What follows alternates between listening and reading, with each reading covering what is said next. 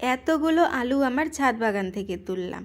শীতের শুরুতেই আমার ছাদ বাগানে কিছু আলু লাগিয়েছিলাম, আর সেগুলো থেকে অনেক পরিমাণে শাকও খেয়েছি।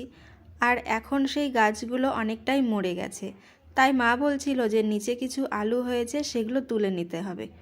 আর আলু গাছগুলো যখন লাগিয়েছিলাম তার সঙ্গে 4টে বেগুন গাছও লাগিয়েছিলাম, আর সেই আলু গাছের জন্য বেগুন গাছগুলো একদমই বাড়তে পারছিল না।